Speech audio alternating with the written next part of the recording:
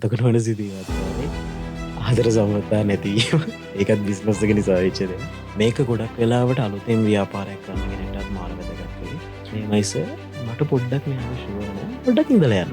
සඳහන් තමයි කට්ටිය රිවිව්ස් දාන්නේ. යම් දෙයක් සඳහා උත්සාහ නොකර සාර්ථකත්වයට පත්වීමට උත්සාහ දරන්නෙකුට වඩා යම් දෙයක් සඳහා උත්සාහ කර අසාර්ථකත්වයට පත්වන්නා ශ්‍රේෂ්ඨයි. ඉතින් අද අපේ කතා බහට එකතු වෙලා ඉන්නවා උත්සාහ කරලා සාර්ථකත්වයට පත්වන චරිතයක්. මම ඔහු කවුද කියලා හඳුනලා දෙනවට වඩා මම කැමති ඔහුගෙන්ම ඔහු කවුද කියලා දැනගන්න. මං හිතන විදිහට මාව දන්නේ වැඩිපුරම CS Antics කියලා. ඉතින් Facebook එකේත් ගොඩක් වෙලාවට ඔයත් දැකලා ඇති සමහර විට. ඉතින් මගේ නම චෙහන් ලංගි සිල්වා. මගේ වයස අවුරුදු 23යි. මං ආවේ පානදුරේ ඉඳලා. ඉතින් සරලවම කිව්වොත් ඒ ටික තමයි. අද වෙනකොට CS Antics කියද්දී මුළු රටක් ලෝකයක් හඳුනන තත්ත්වයට පත් වෙලා තියෙනවා. ඉතින් මේ කියන CS Antics කියන බ්‍රෑන්ඩ් එකේ නිර්මාතෘ. මං හිතන්නේ මම එහෙම කිව්වත් හරි. ඉතින් මම ඊළඟට ඔබගෙන් අහන්න කැමති අධ්‍යාපනික සුදුසුකම් කොහොමද? ඒ කියන්නේ මේ කියන තැනට එන්න පදනම සකස් වුණේ කොහොමද? කොතනින්ද කියන කාරණේ සම්බන්ධයෙන් පොඩ්ඩක් අපි කතා කරමු.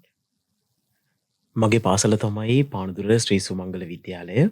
ඊට පස්සේ මම කැම්පස් එකට ගියේ. මං එන්නයි BM එකේ software engineering. ඒ වගේම තමයි මං තවත් කැම්පස් ගණනාවක මම මගේ අධ්‍යාපනය හැදෑරුවා.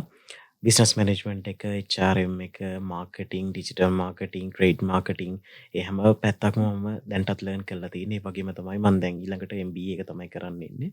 එතකොට ඒ ලැබිච්ච අධ්‍යාපන සුදුසුකම් එක්ක, ඒ කියන්නේ ඒ ලැබිච්ච දැනුමත් එක්ක තමයි මේක කියන්නේ ගෙනියන්නේ ඉස්සරහට. ඇන්ටික් කියලා කියන්නේ සමහර වෙලාවට ගත්තොත් අපි කියන්නේ සමහර කට්ටිය දන්නේ මේක පරණ බඩු කියන මෙන්න මේ සංකල්පය. නමුත් ඒකෙන් බැහැර වෙලා ඒක වෙනමම පැත්තකට, ඒ කියන්නේ ප්‍රීමියම් සයිඩ් එකට අපි ගෙනියලා තියෙනවා. ඉතින් ඒකෙදි ඩිජිටල් මාර්කටිං එක, ඒ වගේ තමයි මාර්කටිං, ඒ වගේ තමයි බිස්නස් මැනේජ්මන්ට්, HRM මේ කියන හැම කොටසක්ම ඒ බිස්නස් එක ඇතුලේ දුවනවා. ඒ වගේම තමයි දැනටත් ඔයගලන්ට බලන්න පුළුවන් Facebook එක ඇතුලෙත් සෑහෙන්න ගොඩක් අය දකින දන්න වීඩියෝස් ගොඩකට අපේ වීඩියෝ තියෙනවා. ඉතින් මගේ පේජ් එක බලන්න පුළුවන් CS Antics පේජ් එක. ඉතින් අධ්‍යාපන සුදුසුකම් ටික ගොඩක් වැදගත් වුණා මට මෙන්න මේ බිස්නස් එකට. ඔබ මුලින්ම සඳහන් කරපු විදිහට අවුරුදු 23ක කොල්ලෙක්. අවුරුදු 23ක කොල්ලෙක් ඇත්තටම මේ අපි දන්න සමාජය තුළ නම් අවුරුදු 23ක කොල්ලෙක් කියන්නේ ඇත්තටම අර මේ පරණ බඩු කියන සංකල්පෙන් ටිකක් බැහැර වෙලා ගෙවල් අලංකරණය ගැන වැඩියෙන් හිතන්නේ නැතුව අන්න ඒ වගේ ඉන්න තත්ත්වයක්. ඉතින් එහෙම තත්ත්වයක් තුළ මේ වගේ ව්‍යාපාරයක් ආරම්භ කරන්න, මේ වගේ බිස්නස් එකක් ගැන හිතන්න කොහොමද අයිඩියා එක ආවේ සහ ඒකට උදව් කරපු පිරිසක් ඉන්නවද? අනිවාර්යෙන්ම තාත්තා අම්මා ඒ කට්ටිය වගේම මේ බිස්නස් එක පටන් ගන්නකොට මං කියන්න ඕනේ මේක අපේ පරම්පරාවෙන් ආපු දෙයක්වත් නෙමෙයි. ඉතින් මුලින්ම පටන් ගනිද්දී කිසිම අයිටම් එකක් මුලින්ම තිබ්බේ නැහැ. මුලින්ම අපේ අංක කෙනෙක් තමයි අපේ බාස් අංක කෙනෙක්. ඉතින් ඒ අංකල් අදටත් ඉන්නවා අපේ ෂෝරූම් එකට අදටත් අයිටම්ස් හදලා දානවා. ඉතින් එයා තමයි මුලින්ම පොඩි කොෆි ටේබල් එකක් තමයි හැදුවේ. මේකට තාත්තා ළඟ තිබ්බ කාසි ටික අරගෙන තාත්තා ඒක ඩිසයින් කරා. ඊට පස්සේ කරපු දෙයක් තමයි මේ ඩිසයින් කරපු කාසි ටික ඒ ලස්සනට තියලා ඒ කොෆි ටේබල් එක පෙට්ටකමක් ඩිසයින් එකට හදලා තිබ්බේ. ඉතින් අන්න ඒක ඊට පස්සේ හැදුවට පස්සේ අපේ බාස්ට ඇවිල්ලා පෙන්නුවා මේක බලන්න මේක ලස්සන දෙයක්. ඉතින් එයා දැක්කා ඒ වටපිටාව කොහොමද. එතන ඉඩකඩ තියෙන අපේ ගේ තියෙන මේන් රෝඩ් එක අයිනෙම වගේ. ඉතින් ඒක නිසා එයා කිව්වා මං අයිටම් දෙන්න ඔයගොල්ලන් පටන් ගන්න කියලා. ඉතින් මෙන්න මෙතනින් පෙට්ටගම් දෙකෙන් පටන් ගත්ත ව්‍යාපාරය අද වෙද්දි පෙට්ටගම් 450කට අධික සංඛ්‍යාව මේ අවුරුදු පොඩි කාලය තුලත ගිහිල්ලා තියෙනවා. ඒ වගේම තමයි ගොඩක් වෙලාවට අපි යොදන්නේ ග්‍රැමෆෝන්, ඒ වගේම තමයි පෙට්ටගම්, කනප්පු, ඒ වගේම තමයි ගොඩක් වෙලාවට අපි බලන්නේ ක්වොන්ටිටි එක. අපි ක්වොන්ටිටි එකට වඩා ගොඩක් වෙලාවට ක්වොලිටි එක ફોකස් කරලා තමයි කරන්නේ. ඉතින් ඔයා කිව්වා වගේ තරුණයෙක් කියලා කියවනේ. ගොඩක් කට්ටිය මේ සංකල්ප ගොඩක් වෙලාවට දන්නෙත් නැහැ. ඉතින් මට ඕනුනේ මෙච්චරයි. ගොඩක් වෙලාවට ලංකාව ඇතුලේ කට්ටිය කරන්නේ ඇන්ටික්ස් කියලා කිව්වොත් පරණ බඩු. එක්කෝ පෙට්ටගම, එක්කෝ මොන හරි පිත්තල අයිටම් එක.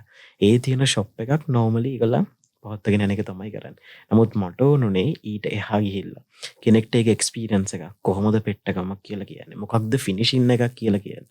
කොහොමද ග්‍රැමෆෝන් එකක් වැඩ කරන්නේ? ඒ එක්ස්පීරියන්ස් එක Facebook කරා, ඒ වගේ තමයි සෝෂල් මීඩියා හරහා, ඒ වගේම ඒ මිනිස්සුන්ගේ හිතට වදින විදිහට තමයි ගොඩක් වෙලාවට මම Facebook එක ඇතුලේ කටයුතු කරන්නේ. ඒ වගේම තමයි කිසිම වෙලාවකදී ලාභය ફોකස් කරලා කවදාවත් අයිටම් බාල කරලා හදන්නේ නැහැ. උපරිම ක්වොලිටි එකෙන් දෙන්න තමයි බලන්නේ. ඔයා අවදානමක් ගැනීම ප්‍රතික්ෂේප කරනවා නම් ඔයා අරමුණු වලට යන්න බය නම් මං හිතන්නේ ඔයා ඉන්නේ එක තැනමයි. ඉතින් ඕනම ව්‍යාපාරයක් ආරම්භ කරද්දී අපි ඕනම බිස්නස් එකක් පොඩියට පටන්ගෙන ටික ටික සාර්ථකත්වයට යද්දී ඕන තරම් අපිට ප්‍රශ්න එන්න පුළුවන්. ඉතින් මේ අඩු වයසට අඩු කාලයක් ඇතුළත මේ වගේ CS ඇන්ටික් නමින් හරි මේ වෙනස් සංකල්පයක් විදිහට ව්‍යාපාරයක් පටන් ගත්තේ ප්‍රශ්න එන්න පුළුවන්. එතකොට ඒවට මූණ දුන්නේ කොහොමද? ඒ වෙලාවේ හයියට හිටියද කවුරු හරි ළඟ හිටියද නැහැ. ඇත්තටම අඩු වයසකින් මේ වගේ දෙයක් පටන් ගත්තේ සමහර වෙලාවට ඒවට මූණ දෙන්න බය වෙන්න පුළුවන්. මූණ දෙන එක අපිට ප්‍රශ්නයක් වෙන්න පුළුවන්. එතකොට ඒ දේවල් කොහොමද ඔයා හරියට මේන්ටේන් කරගත්තේ? ඒ දේවල් කොහොමද හරියට කළමනාකරණය කරගත්තේ? ව්‍යාපාරයක් කියලා කියන්නේ අනිවාර්යයෙන්ම ප්‍රශ්න. ගොඩක් කට්ටිය දන්නවා ව්‍යාපාරයක් කියලා කියන්නේ අපිට කියන විදිහට ගත්තොත් සමහර කට්ටිය හිතනවා එක රැයකින් ලොකු සල්ලියක් හම්බ කරන්න පුළුවන් කියලා. එහෙම දෙයක් නෑ. මුලින්ම බිඳුවේ ඉඳන් පටන් ගන්නවා.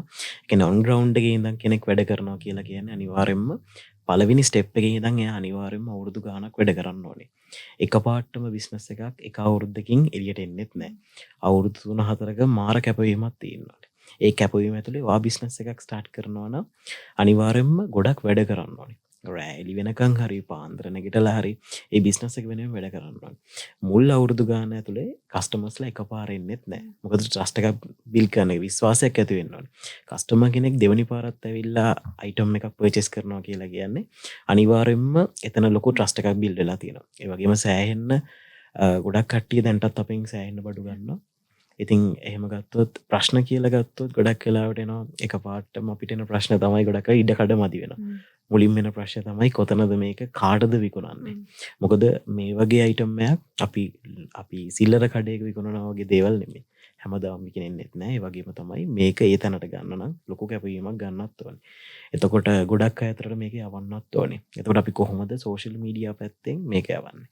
මිනිස්සු ඉන්නේ සෝෂල් මීඩියා එක ඇතුලේ. එතකොට කෙනෙක් අයිටම් එකක් ඔන්ලයින් පර්චේස් කරනවා කියලා කියන්නේ ඒක මාරු විදිහට රිස්ක් එකක් විදිහට දකිනවා. නමුත් ඒක ගොඩක් වෙලාවට දැන් අපේ එකපාර බ්‍රෑන්ඩ් ට්‍රාන්ස් එකක් දාලා හරි ඒගොල්ලන් ගෙන්න ගන්න. ඒ ට්‍රස්ට් එක බිල්ඩ් කරන එක තමයි ගොඩක් වෙන ප්‍රශ්නේ. ඉඩකඩ මදුවීම කියලා කියන්නේ ගොඩක් වෙලාවට අවශ්‍යතාව වුමනා කියන එක මිනිස්සුන්ගේ වැඩි වෙනවා. ඒකට පෙට්ටගමක් කියලා ගත්තොත් ඊළඟට අපි කොහොමකටද යන්නේ? හැමදාම එකම තැන ඉන්න බෑ. ඒකට ඊළඟට අපි එතනින් කොහොමද අපි මේක යූසේජ් එක වෙනස් කරන්න පුළුවන්? ඒක බාර පෙට්ටගමක්. මේක ඇතුළට කොහොමද අපි කෙනෙක්ට මේක ආස විදියට මේක අපි දෙන්නේ? ඒතකොට ඒ විදියට වෙනස් ඒ කටයුතු වලට අපි යනවා. ඒ කියන්නේ අලුත් දේවල් හදන්න යනවා. මේක මේ විදියට කරොත් කොහොමද? මේක ඇතුළට අපි මේ විදියට දෙයක් දැම්මොත් කොහොමද? මෙන්න මේ වගේ. මොකද ඒ කාලේ පෙට්ටගමක් කියලා කියන්නේ සමහර ගෙවල් වල තිබ්බේ ඒක සාලේ, සමහර ගෙවල් වල තිබ්බේ කුස්සියේ. ඉතින් මෙන්න මේ වගේ තැන්වල තිබ්බ දෙයක් අද වෙද්දි මම දකින විදියට අපෙන් ගිය හැම පෙට්ටගමම තියෙන ගේ ඉස්සරහා. එතනට ගෙනල්ලා තියෙනවා. ඉතින් අන්න එක තමයි බ්‍රෑන්ඩින් කියලා කියන්නේ. බ්‍රෑන්ඩ් එක පැත්තෙන් ගත්තොත් දැන් ගොඩක් අය විශ්වාස කරන තැනකට පත් වෙලා තියෙනවා CS බ්‍රෑන්ඩ් එක කියන එක. ඉතින් අලුතෙන් බිස්නස් එකක් පටන් ගන්න ඉන්න කෙනෙක්ට කියන්න තියෙන්නේ එක දිගට තමන්ගේ බිස්නස් එක ෆලෝ කරගෙන යන්න ඕනේ. අලුත් දේවල් ඇඩ් කරන්න ඕනේ. අලුතෙන් ට්‍රෙන්ඩ් එකක් ආවට පස්සේ ඒ ට්‍රෙන්ඩ් එකට වැඩ කරන්න ඕනේ. ඒ වගේම තමයි අපි කොච්චර මාසියක් දුන්නත් ඒක බිස්නස් එක වෙනුවෙන් කියන එක ඔළුවේ තියෙන්න ඕනේ. රිස්ක් එකක් තමයි. මොකද මුලින්ම පටන් ගනිද්දි එකපාර ලාභයක් එයිද මේක පාඩු වෙයිද දන්නේ නැහැ. පළවෙනි අවුරුදු දෙක ඇතුළත 3 පාරක් නවත්තන්න ගියා. ඒ බිස්නස් එක නෑ කොහොම හරි කරනවා කියන තැන ඉඳන් තමයි තාත්තයි මයි දෙන්නත් එක්ක ඒ ගොඩක් වෙලාවට ප්‍රශ්නයක් කෙනෙක් තැනක් තමයි මොකද දෙන්නම ජොබ් කරනවා කොහොමද මේ බිස්නස් එක ගෙනියන්නේ? කස්ටමර් කෙනෙක්ට කොහොමද අයිටම් එකක් සේල් කරන්නේ? ඉතින් ඊළඟ ප්‍රශ්නේදී එතනදී ගත තීරණය තමයි දෙන්නම ජොබ් වලින් අයින් වෙනවා කියන එක. තාත්තත් රජයේ රැකියාවක් කරේ. තාත්තා වන්දනාගාර දෙපාර්තමේන්තුවේ. එතකොට ඒ රැකියාව කරන අතරතුර ටිකක් කරන්න අමාරුයි. ඉතින් දෙන්නක් ගත්ත තීරණය තමයි මුලින්ම තාත්තා රැකියාවෙන් අයින් වුණා. ඊට පස්සේ මම අයින් වුණා. රිස්ක් එකක් තමයි අනිවාර්යයෙන්ම. නමුත් ඒ රිස්ක් එකට අද වෙද්දි මම හිතනවා මම දකින විදියට ඒ රිස්ක් එක ගත්ත නිසා ගොඩක් දේවල් ලැබිලා තියෙනවා.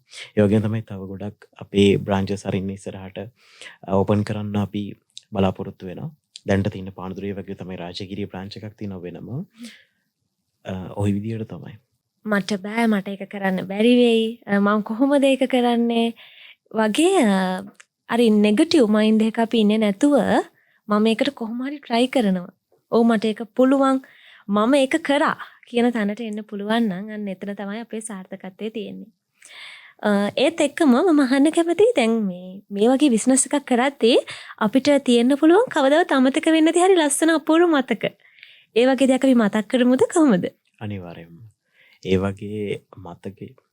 වගේ මතක හිටින තැන් නම් ගොඩක් තියෙනවා. ඉතින් මූලිකව මතක හිටින තැනක් තමයි බිස්නස් එක පටන් ගත්ත කාලේ ගොඩක් අය කියපු දෙයක් තමයි මේක ලාභ ලබන්න බැරි බිස්නස් එකක්. මේක කරන්න එපා. මොකද සිල්ලර කඩයක් දාගන්න. ඒක හොඳයි කරන එක. කියලා ළඟම හිටපු ගොඩක් අයත් කියලා තියෙනවා. මොකද මේ බිස්නස් එක රිස්ක් එකක් කියලා දන්නවා. මොකද සෑහෙන්න මිල අධික අයිටම්ස් තියෙන්නේ. ඒක නිසා කට්ටිය කියපු දෙයක් තමයි සිල්ලර කඩයක් දාගන්න කියලා. ඉතින් මං හිතනවා සිල්ලර කඩයක් දැම්මා කියලා මං හිතනවා බ්‍රෑන්ඩ් එකක් නම් කරන්න ටිකක් අමාරුයි. මේක වෙනස් පැත්තකින් යන නිසා. ඉතින් ඒ දේවල් අතහැරලා ඒ වගේම තමයි අපි මුල් කාලේ ෂෝරූම් තිබ්බේ නෑ. මුලින්ම පටන් ගත්තේ අපි පාර අයිනේ තියලා බිස්නස් එක. ඒතර පෙට්ටගම් දෙකක් තියලා මං එලව කරන කාලේ පාර අයින්ට වෙලා තමයි මායි තාත්තයි ඒක බිස්නස් එක පටන් ගත්තේ. ඉතින් ඒ කාලේ ලොකු දැනුමක් තිබෙන්නේ නෑ. අනිවාර්යයෙන්ම බිස්නස් එකක් කරද්දී දැනුම හොයාගෙන යන්න ඕනේ. හැම දෙයක් ගැනම දැනගන්න ඕනේ. ඉතින් ඒක නිසා තමයි අදටත් ඉගෙන ගන්න කොහොමද කරන්න ඕනේ මාකටිං උනත් ඉගෙන ගන්න එක හැමදාම අප්ඩේට් වෙන විෂයන් ඉගෙනගෙන තියෙන්න ඕනේ. එතකොට එහෙම ගත්තොත් තවත් අමතක නොවන දෙයක් තමයි පෙට්ටගමක් මිලදී ගත්ත එක්කෙනෙක්. ඉතින් ඒ කාලේ මුල්ම කාලේ පෙට්ටගමක් මිලදී ගත්ත කාලේ එයා ඊට පස්සේ ඒක තෑග්ගක් විදිහට තමයි තව කෙනෙක්ට දුන්නේ. ඒ තෑග්ග අරගෙන මායි තාත්තයි යනවා. ගියාට පස්සේ ඒ තෑග්ග දෙනවා. දුන්නාට පස්සේ අහනවා කොහෙන්ද මේක ගෙනාවේ කියලා. ඉතින් අපි කියන්නේ දැන් අපේ මොකද ෂොප් එකක් නෑ. ෂොප් එක මුලින්ම බිස්නස් එකට නමකුත් නෑ. අපි කිව්වා අර අතන තමයි තියෙන්නේ පෙට්ටගම් තියෙන තැන. අර පාර අයිනේ තියෙන තැනද කියලා තමයි අපි අද වෙද්දි මම හිතන්නේ දහස් ගාණක් මිනිස්සු ඇවිල්ලා අයිටම් මිලදී ගන්න තැනක් වෙලා තියෙනවා CS Antics එක. එදා තමයි හිතාගත්තේ කොහොම හරි බ්‍රෑන්ඩ් එකක්ම කරනවා කියලා. බ්‍රෑන්ඩ් එකක් කරන ගමන නම් හරි අමාරුයි. ඒ වගේම ඒ කාලෙම වෙන ගොඩක් අමතක නොවන සිදුවීමක් තමයි ආදර සම්මතා නැතිවීම. ඒකත් බිස්නස් එක නිසා වෙච්ච දෙයක්. ඉතින් ඒ වගේ දේවල් තියෙන අමතක නොවන ගොඩක් දේවල් තියෙනවා. කස්ටමර්ස්ලා ඇවිල්ලා අයිටම් මිලදී ගන්නකොට තව අයිටම් නැද්ද බලන්න කියද්දි දැන නැගීම. ඒක අද වෙද්දි ෂෝරූම් එකක් ඇතුලේ පෙට්ටගම් වර්ග ගත්තොත් පෙට්ටගම් වර්ග 28ක්. එතකොට තවත් අප්ඩේටඩ් වෙන්න තියෙන පෙට්ටගම් වර්ග 17ක් විතර තියෙනවා. ඉතින් ඒව එකටයක් වෙනස් වෙලා තියෙනවා. ඉතින් අන්න එහෙම අපු ගමනක් තමයි මෙතනින් අතර වෙලා තියෙන්නේ. ගොඩක් තැන්වලදී දැනිච්ච දුකක් දැනිච්ච තැන් තියෙනවා, සතුටක් දැනිච්ච තැන් තියෙනවා. මොකද ගොඩක් අය ඉන්නේ Facebook එකේ මාව දැකලා ඔයාගේ වීඩියෝ ලස්සනයි. ඒකයි අපි මේ අයිටම් මිලදී ගන්න ආවේ. සමහර කට්ටිය කියනවා මම ඉන්න වෙලාවක් බලලා විතරක් ෂෝරූම් එකට එන වෙලාවල් තියෙනවා. සෑහෙන කට්ටියකේම Facebook එකේ ලැබිච්ච ප්‍රසිද්ධත්වයත් වගේම අද වෙද්දිත් 40000කට අධික සංඛ්‍යාවක් මගේ පේජ් එක ඇතුලේ ඉන්නවා. මගේ pages දැන්ටත් 7ක් යනවා. ඉතින් ඒකත් මම වෙන් කරලා තියෙන්නේ. ප්‍රධාන page එක CS Antics, ඒ වගේ තමයි CS පෙට්ටගම් පැරඩයිස්, ඒ වගේ තමයි Mr CS පානදුර Antics. ඉතින් ඔන්න ඔය කියන නම් වර්ග ගණනාවක් මම යනවා. ඉතින් එහෙම බෙදලා ඒ කියන්නේ කෙනෙක්ට හොඳම අයිටම් එකක් දෙන එක තමයි හැමතිස්සෙම මගේ බලාපොරොත්තුව වෙන්නේ. කොයි වෙලාවකවත් බාලා අයිටම් එකක් ගෙනල්ලා මේක දෙන්න, මේකේ ලාභය ලැබෙන එහෙම දේවල් නෑ. ඕන කෙනෙක්ට ආව ෂෝරූම් එකට ආවොත් තේරෙනවා මොන වගේ අයිටම්ද තියෙන්නේ. හොඳම අයිටම් තමයි දෙන්න හැමතිස්සෙම try කරන්නේ. මොකද කෙනෙක් බලන්නේ ගෙදරට ලස්සන අයිටම් එකක් ගෙනියන්න. ඉතින් ඒ අයිටම් එක හොඳම අයිටම් එකක් වෙන එක තමයි මගේ බලාපොරොත්තුව වෙන්නේ. මොකද එයා ඒක දැකලා එයා ඒ ලස්සන විඳිනකොට ඒ දකින්න ඇස්වල තියෙන සතුට තමයි මම මාරම ආස දෙයක්. මොකද ගොඩක් අය කියනවා මාරම ලස්සනයි, මෙතන ගියේ වෙනස් වුණා, ලස්සනයි, මේ ග්‍රැමෆෝන් එක ලස්සනයි, පෙට්ටගම ලස්සනයි, තව අයිටම් ගන්න එනවා. ඒ කියන වචන මාර වැදගත්.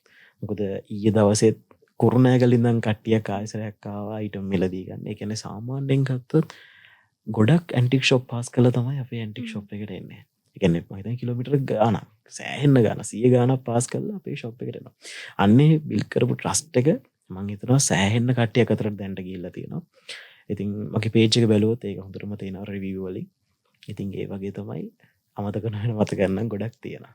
ව්‍යාපාරයක් කරගෙන යත්තේ ඇත්තටම වටිනාම කාරණේ තමයි පාරිභෝගිකයන්ගේ විශ්වාසය දිනා ගැනීම කියන එක. ඉතින් මේකෙදී පාරිභෝගිකයන්ගේ විශ්වාසය දිනා ගැනීම පමණක්ම නෙමෙයි. අපේ පාරිභෝගිකයන්ට භාණ්ඩයක් අලෙවි කරද්දී අපි පාරිභෝගිකයවත් විශ්වාස කරනවා. ඉතින් පාරිභෝගිකයව විශ්වාස කරලා භාණ්ඩ අලෙවි කිරීමේදී ප්‍රශ්න ඇති වෙලා තියෙනවද? මොකද මේ CS Antics කියලා කියන්නේ අර කිව්වා වගේ සිල්ලර බඩු කඩයක් නෙමෙයිනේ.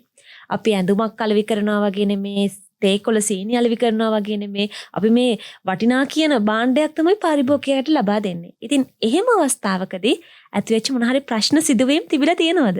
හරි අනිවාර්යෙන්ම ඒ වගේ ප්‍රශ්නයක් නම් වෙලා තියෙනවා. ඉතින් මේක ගොඩක් වෙලාවට අලුතෙන් ව්‍යාපාරයක් කරන්න කෙනෙක්ටත් මාර වැදගත් වෙයි. මොකද ලංකාවේ අද වෙනකොට පාරිභෝගිකයෝ ගොඩක් ඉල්ලන දෙයක් තමයි මේ කෑෂ් ඔන් ඩිලිවරි. ඒ කියන්නේ භාණ්ඩේ ලැබුණාට පස්සේ මුදල්. ඒක මූලිකවම එහෙම වෙලා තියෙන්නේ ගොඩක් වෙලාවට ඉන්න සමහර කට්ටිය හොරු ඉන්නවා. ඒ කට්ටිය අයිටම් යවන්නේ නැහැ. ඉතින් බැංක් ට්‍රාන්ස්ෆර් කරාට පස්සේ එහෙම මෙසේජ් බ්ලොක් කරලා ඒ වගේ දේවල් කරනවා. ඉතින් ගොඩක් වෙලාවට අපේ ෂෝරූම් එකේ කිසිම වෙලාවක කෑෂ් ඔන් ඩිලිවරි දෙන්නේ නැහැ අයිටම්. හේතුව තමයි අපේ ලොකේෂන්ස් දෙකක් තියෙනවා. ඇවිල්ලා බයි කරන්න පුළුවන්. ඒ වගේ තමයි යාට එවන්න කලින් ඒ අයිටම් එක වීඩියෝ කරලා ෆොටෝස් ගහලා එක්ක යාට ඇවිල්ලා මිලදී ගන්න පුළුවන්. ඒ තැනට වාතාවරණයක් හදලා තියෙනවා. ඒ වගේ තමයි අපේ පේජ් එකේ පවා සෑම අයිටම් එකක් වෙන අයිටම් එකක්ම දානවා. ඉතින් වෙච්ච කරදරයක් කියලා ගත්තොත් එක දවසක්ද එක්කෙනෙක් කතා කරනවා මට පෙට්ටගමකුයි මට ඉරකුයි යවන්න පොඩි පෙට්ටගම. එයා ඔන්ලයින් ඕඩර් කරන්නේ. මමත් රැකියාව කරන අතරතුර තමයි හිටියේ. ඉතින් ඒ වෙලාවේ සමහර වෙලාවට අපි අයිටම් එකක් යවන්නේ ඊළඟ දවසේ. ඒ කියන්නේ ඒ වෙලාවෙම යවන්නේ නැහැ. ඕඩර් කරන වෙලාවෙම යවන්න අමාරුයි. ඒ කියන්නේ හවස් වෙලාවක නම් ඊළඟ දවසේ තමයි යවන්නේ. නමුත් ඒ කස්ටමර් කියනවා මට අද ඕනේ මට අද gift එකක් දෙන්නයි ඕනේ. ඒ කියන්නේ අපි කියන්නේ දුර පළාතක නෙමෙයි මේ ළඟම. කොළඹ හතේ කෙනෙක් කියලා තමයි ඉතින් කිව්වේ මම මේ වගේ gift එකක් දෙනවා. මට ටක් ගාලා ඕඩර් එක කරන්න ඕනේ. මම කිව්වා හරි ඕඩර් එක කරන්න මම පුළුවන් නම් අද අනිවාර්යෙන් යවන්නම් කියලා. ඊට පස්සේ මම කොහොම හරි අමාරුවෙන් හරි ලොරි එක්කෙනාට කතා කරලා arrange කරලා මම කිව්වා මම එවන්නම්. තාත්තත් කතා කරා හරි ඕකේ. මට ස්ලිප් එකකුත් එව්වා පේමන්ට් එක ඩන් කියලා. ඉතින් පේමන්ට් එක ඩන් නිසා ඉතින් පේමන්ට් එක ඩන්නේ ඩෙලිවරි ෆ්‍රී තමයි දුන්නේ. ලක්ෂයකට වඩා ගානක අයිටම්. ඉතින් සමහර කට්ටිය තමයි රුපියල් 10,000 අයිටම්ද කියලා. නෑ ලක්ෂ ගානක අයිටම් එකක් තමයි යන්නේ. ඒතර අපි බලන්න ඕනි මේ භාණ්ඩේ කොහොමද යන්නේ. ඉතින් සේෆ්ටි පැක් කරලා ඔක්කොම කරලා යවලා. ඉතින් මේ කස්ටමර් කියපු දෙයක් තමයි යාගේ කෙනෙක් එනවා මෙතනට බාන්න. මේ පාර ළඟට බාන්න. කොළඹ හතේ කෙනෙක්. ඉතින් පාර ළඟට ගිහලා යා බෑවට පස්සේ ඩ්‍රයිවර් කිව්වා කෝල් කරලා තාත්තට මේමයි සර් මට පොඩ්ඩක් මෙයාව ෂුවර් නැහැ. පොඩ්ඩක් ඉඳලා යන්නද. මෙයා මෙතනට මට බාන්න කිව්ව ගෙදරකට නෙමෙයි. ඉතින් තාත්තකෝ නෑ ස්ලිප් එක එවලා තියෙන්නේ. කොහොම හරි යා පිටරට කෙනෙක් ඕඩර් කරේ. පිටරට කෙනෙක් ඕඩර් කරද්දි කොහොමත් අනිවාර්යයෙන්ම දවසකට පස්සේ තමයි සමහර වෙලාවට අපිට සල්ලි වැටෙන්නේ බැංකු වලට. ඒක තමයි එකපාරම වැටෙන වෙලාවල් ගොඩක් අඩුයි. ඉතින් ඒක නිසා අපි කිව්වා නෑ මෙයා ස්ලිප් එක එවලා තියෙන්නේ. බැංක් accountස් ඔක්කොම හරි පේමන්ට් එකත් කරලා තියෙන්නේ. අපි කිව්වා එන්න කියලා. ඉතින් දවස් දෙකක් විතර මම එයාට කතා කරා තාම පේමන්ට් එක ඇවිල්ලා නෑ. තුන්වෙනි දවසත් කතා කරා. සතියෙන් සතිය කතා කරා. නෑ යා කිව්වා යාගේ බැංකුවල ප්‍රශ්නයක් වෙනවා. අපි ගිහලා අපේ බැංකුව එක කතා කරා නෑ සල්ලි ඇවිල්ලා නෑ. ඉතින් එහෙම ගිහලා කොහොම හරි ඉතින් ඒ කස්ටමර් අදටත් සල්ලි හම්බෙලා නෑ අපිට. ඉතින් ඔයගලන්ට කියන්න තියෙන්නේ අපි යාව හොයලා බැලුවට පස්සේ එයාගේ account එකකුත් නෙමෙයි. එයාගේ නම්බර් එකක් නෙමෙයි. එයා වෙන කෙනෙක් වංචා කරලා ඒ නම්බර් එක අරගෙන එයා ගොඩක් තැන් වලින් බඩු මිලදී අරගෙන තියෙනවා. ස්ලිප් එකත් තනිකරම එඩිට් කරපු එක. ඉතින් අපිටත් හොයාගන්න බැරි වෙච්ච දෙයක්. ඉතින් අන්න ඒක නිසා තමයි ගොඩක් වෙලාවට මුලින්ම අපි අයිටම් එකක් එවනවා නම් ඇඩ්වාන්ස් මුදලක් අරගෙන අත්තිකරම් මුදලක් අරගෙන යවන්නේ. මොකද පාරිභෝගිකයන් විශ්වාසය තමයි. නමුත් හැමෝම විශ්වාස කරන්න අමාරුයි. අලුතෙන් ව්‍යාපාරයක් කරන්න ඉන්න කෙනෙක්ට කියන්න තියෙන්නේ. ඉතින් මේ ව්‍යාපාරය කරද්දී හරි අමාරුයි. කස්ටමර්ස්ලාව බේර ගන්න අමාරුයි. මේ හොඳ එක්කෙනා මේක නරක එක්කෙනා කියලා එහෙම බේර ගන්න බෑ. එක පිළිවෙතකට ඔයාට අත්තිකරම් මුදලක් දාන්න බැංකුවකට ඊට පස්සේ අපි ඔයගේ අයිටම් එක එවනවා. ඉතින් ඒ විදිහට දේවල් කරලා තියෙන්නේ ඒකයි. එතකොට කස්ටමර්ගේ පැත්තනොත් ඒක ඕකේ, අපේ පැත්තනොත් ඕකේ. මොකද ගිහිල්ලා බාන කස්ටමර් අපි දන්නේ නැහැ කවුද, මෙයාගේ හිතේ මොනවද තියෙන්නේ. අපි දන්නේ නැහැ. ඉතින් අලුතෙන් ව්‍යාපාරයක් පටන් ගන්න කට්ටිය ටක් ගාලා කරන දෙයක් තමයි කස්ටමර්ගේ ට්‍රස්ට් එක බිල්ඩ් කරන්න කියලා කෑෂ් ඔන් ඩෙලිවරි. නමුත් ඒක දෙන්න ඕනේ. ඒ කියන්නේ ඔයා try කරලා බලන්න පුළුවන්. 3-4 පාරක් යවලා බලන්න පුළුවන්. මේක රිටර්න් එනවද? මොකක් හරි මේගොල්ලන් මේ සමහර කස්ටමර්ස්ලා ඉන්නවා මම දැකලා තියෙනවා Facebook එක ඇතුලේ කුඩා ව්‍යාපාර කරන කට්ටිය ඉන්නවා. එයාලගේ ගොඩක් වෙලාට අයිටම් ඕඩර් කරනවා. ගෙදර ගියාට පස්සේ කෝල් ආන්සර් කරන්නේ නැහැ. එක්ක බඩු මිලදී ගන්න නැහැ. එක්ක හරවලා යවනවා. ඒ අයිටම් එකේ ක්වොලිටි නැති නිසා නෙමෙයි. සමහර වෙලාවට ඒ දාන රිවිව්ස් දැක්කට පස්සේ අඬ තමයි කට්ටිය රිවිව්ස් දාන්නේ මම මේ කරන ව්‍යාපාරේ මම කුරිය ගාස්තුත් ගෙවාගෙන මේක යවන්න ඕනේ. ඉතින් කස්ටමර්ස්ලා මිලදී ගන්නේ නැහැ. බොරු ඕඩර්ස් දාන්න එපා. ඉතින් ඒ වගේ ගොඩක් අලුතෙන් පටන් ගන්න ව්‍යාපාර සෑහෙන්න ඒ වගේ දේවල් මුණ දීලා තියෙනවා. කස්ටමර්ස්ලා ඔය වගේ කරන දේවල් නිසා. ඉතින් ඒක නිසා කස්ටමර්ගේ පැත්තෙන් හොඳ වෙන්න වගේම අපේ පැත්තෙනුත් දෙකම බේරෙන්න තමයි කෑෂ් ඔන් ඩෙලිවරි සේවාව ටිකක් අමාරුයි දෙන්න ලංකාවේ අද වෙන විට ඒ තියෙන තත්ත්වය අනුව බිස්නස් කරන අය වගේම පාරිභෝගිකයෝ දෙපැත්තෙන්ම හොර වැඩ කරන නිසා තමයි මේ කෑෂ් ඔන් ඩෙලිවරි සේවාව කට්ටිය බලන්නේ. නමුත් ඔයා වගේ ට්‍රස්ට් එක බිල්ඩ් කරනවා නම් ඔයාගේ පාරිභෝගිකයන් ඇතුලේ ඔයාගේ සෝෂල් මීඩියා එක ඇතුලේ ඔයා අනිවාර්යයෙන්ම කස්ටමර් දෙපාරක් හිතන්නේ නැහැ බැංක් ට්‍රාන්ස්ෆර් එකක් දාන්න. ඉතින් ඒ ක්‍රමවේදය වගේම හැවිල්ලා මිලදී ගන්නත් පුළුවන් නිසා කස්ටමර් බය නැතුව මිලදී ගන්න. ඉතින් ඒ වගේ දේවල් තමයි කියන්න තියෙන්නේ. අලුතෙන් ව්‍යාපාර කරන කෙනෙක් නවත්තන්න එපා. අනිවාර්යෙන් මුල් කාලේදී අනිවාර්යෙන්ම කරදර අනිවාර්යෙන් වෙනවා. ඉතින් ඒක සාමාන්‍යයි. බිස්නස් එක පළවෙනි අවුරුදු 2 කියලා කියන්නේ මාරම අමාරු කාලයක්. සමහරවිට 3 වෙනි අවුරුද්ද අයිටම් විකිනෙන්න පුළුවන් අවුරුද්දක්. 4 වෙනි අවුරුද්ද කියලා කියන්නේ ඒක පොඩ්ඩක් ආයෙ පල්ලෙහාට යන අවුරුද්දක් වෙනවා. 4 වෙනි අවුරුද්දේ අන්තිම කියලා කියන්නේ මාරම අමාරුයි. 5 වෙනි අවුරුද්ද තමයි එයා දිනන අවුරුද්ද වෙන්නේ. සාමාන්‍යයෙන් බිස්නස් එකක ස්ටේජ් එකක් තියෙනවා. පළවෙනි අවුරුද්ද ඇතුලේ අපිට මැජික් කරන්න බෑ ලොකු දේවල්. සමහර බිස්නස් වලදී වෙයි. නමුත් සාමාන්‍යයෙන් ඔයා හදන බ්‍රෑන්ඩ් එක අනුව පළවෙනි අවුරුද්ද මාර අමාරු. පළවෙනි අවුරුද්ද දෙක විතර ටිකක් අමාරු වෙනවන්නේ. පළවෙනි අවුරුද්ද දෙක ඉවරනාට පස්සේ ටිකක් අමාරු වෙන්න ගන්නවා ගොඩක්. 3 4 කියලා කියන්නේ අමාරුවෙන්ම තමයි දුවන්න ඕනේ. 5 කියලා කියන්නේ පස්වෙනි අවුරුද්දත් අල්ලගෙන ඉන්නවා කියලා කියන්නේ එයා අනිවාර්යයෙන්ම 6 වෙනි අවුරුද්ද හොඳම ස්ටෙප් එක තියෙනවා. මොකද ඒ තියද්දී කස්ටමර්ස්ලාගේ ට්‍රස්ට් එක ඒ වගේම තමයි අයිටම් වල ක්වොලිටි එක හැමතැනින්ම ෆෝකස් කරලා තමයි 6 වෙනි අවුරුද්දට අඩිය තියන්නේ. ඉතින් මේ අවුරුදු 6 කෙනෙක් අල්ලගෙන ඉන්නවා කියලා කියන්නේ එයාගේ බිස්නස් එකේ උඩටම අනිවාර්යයෙන්ම යනවා. බ්‍රෑන්ඩ් එකක් හදනවා කියලා කියන්නේ වෙනස් දෙයක්. බිස්නස් එකක් කියලා කියන්නේ ගොඩක් වෙලාවට අයිටම් විකිණීම. ඒ කියන්නේ මිලදීගෙන විකිණීම. ඒකට එහා ගිහිල්ලා බ්‍රෑන්ඩ් එකක් කියලා කියන්නේ අවුරුදු ගානක ට්‍රස්ට් එකක්. ඉතින් ඒ නම කිව්ව සෙනින් මේකද මෙන්න මේ අයිටම් එකේ තියෙන අතන ග්‍රැමෆෝන් එකක් කෙනෙක් අහනවා කොහෙද ග්‍රැමෆෝන් එක තියෙන්නේ? CS Index වල ග්‍රැමෆෝන්ස් තියෙනවා. මම ඒක Facebook වල ඉන්නොත් දැක්කා. ඉතින් අන්නේ බ්‍රෑන්ඩ් එක බිල්ඩ් කරන එක සෑහෙන්න අමාරුයි. ඒ බ්‍රෑන්ඩ් එක බිල්ඩ් කරා කියලා කියන්නේ සාමාන්‍යයෙන් ඔයා කරන ව්‍යාපාරය අනුව කෙනෙක්ට ඔයාව තප්පරෙන් දෙකෙන් මතක් වෙනවා කියලා කියන්නේ එතන වාගේ බ්‍රෑන්ඩ් එක මාරි විදිහට හැදිලා තියෙනවා. ඉතින් ගොඩක් වෙලාවට අන්න ඒක හදන්න තමයි හැමතිස්සෙම try කරන්න ඕනේ.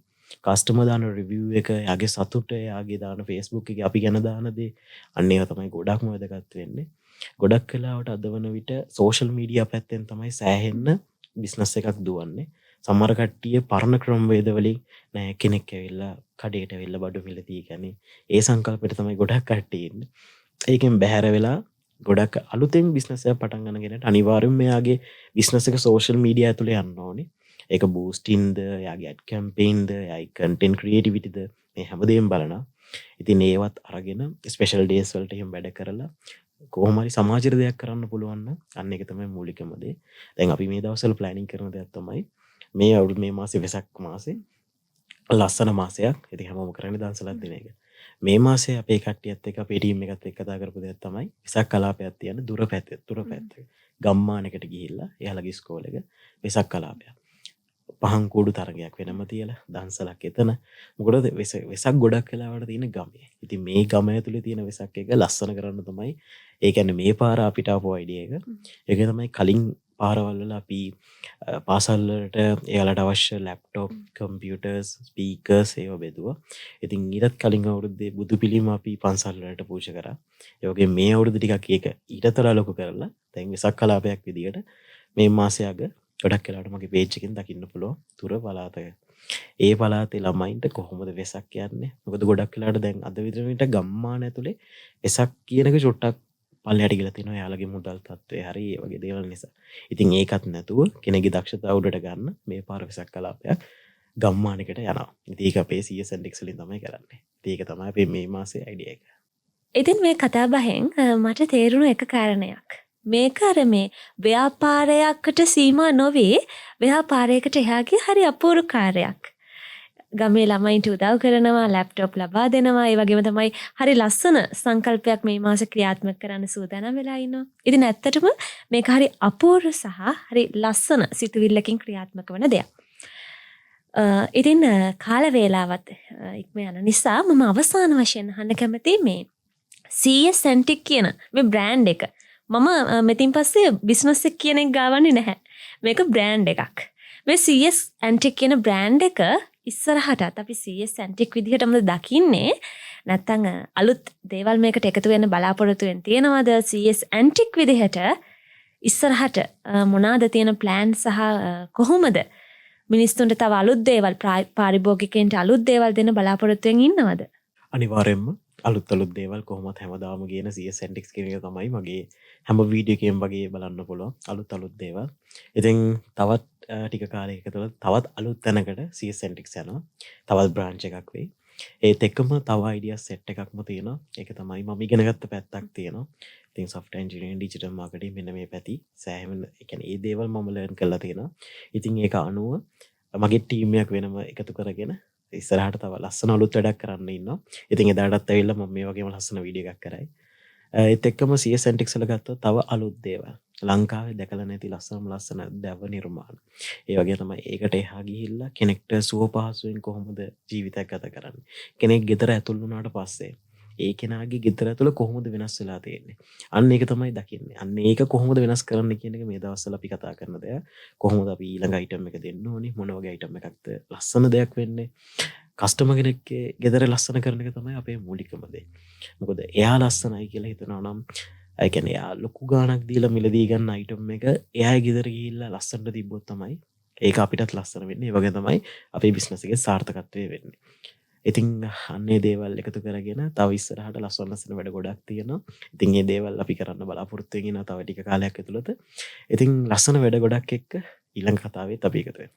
සම්ප්‍රදාය සංස්කෘතිය විනාශ වෙමින් යන වර්තමාන සමාජයක් තුළ මේ සංස්කෘතිය මේ සම්ප්‍රදාය විනාශ කරන්නේ නැතුව ඒක රැකගනිමින් ඒකට අලුත් නිර්මාණ එකතු කරමින් පටන් ගත්තු හරි අපූර්ව සංකල්පයක් තමයි CSNTIC.